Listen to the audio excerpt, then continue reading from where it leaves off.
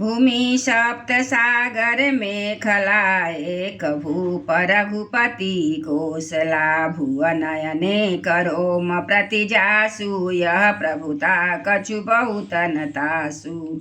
अयोध्या में श्री राम जी श्री रघुनाथ जी 7 समुद्रों की मेखला करधनी वाली पृथ्वी के एकमात्र राजा हैं, जिनके एक एक रोम में अनेकों ब्रह्मांड।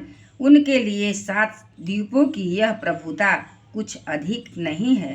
सो महिमा समुझत प्रभु केरी यह बरनत हिनता घनेरी। सो महिमा खगेश जिन्ह जानी फिर यही चरित तिन्हु रति मानी। बल्कि प्रभु की इस महिमा को समझ लेने पर यह कहने में उनकी बड़ी हीनता होती है। परंतु हे गरुड़ जी, जिन्होंने यह महिमा जान ली है वे भी इस लीला में बड़ा प्रेम मानते हैं। सो जाने कर फल यह लीला कहि महामुनि दम बर दमशीला। राम राज कर सुख संपदा बरनि न सकई फनीस शारदा।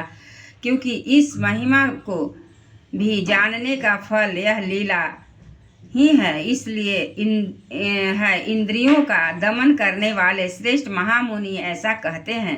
राम राज की सुख संपत्ति का वर्णन शेष जी और सरस्वती जी भी नहीं कर सकते। सब उदार सब पर उपकारी भी प्रचरण सेवक नर नारी। एक नारी व्रत रत सब छाड़ी ते मन बच क्रम पति हितकारी। सभी नर नारी उदार हैं, सभी परोपकारी हैं, सभी ब्राह्मणों के चरणों में सेवक हैं, सभी पुरुष मात्र एक पत्नी वर्ती हैं।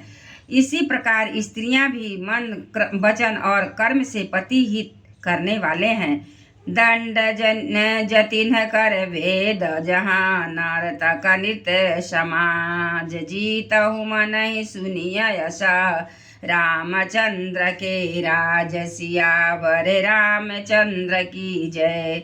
श्री राम जी के राज्य में दंड केवल सन्यासियों के हाथों में है और भेद नाचने वाले नृत्य समाज और जीतों वाले केवल मन जीतने के लिए ही सुनाई है। अर्थात ये चार उपाय हैं जाते हैं। राम राज्य में शत्रु हैं ही नहीं, इसलिए जीतो शब्द केवल मन में जीतने के लिए है किया जाता है। कोई अपराध करता ही नहीं, इसलिए दंड किसी को नहीं होता। दंड शब्द केवल सन्यासियों के हाथ में रहने वाले दंड के लिए ही रह गया है तथा सभी अनुकूल होने के कारण भेद नीति की आवश्यकता ही नहीं है।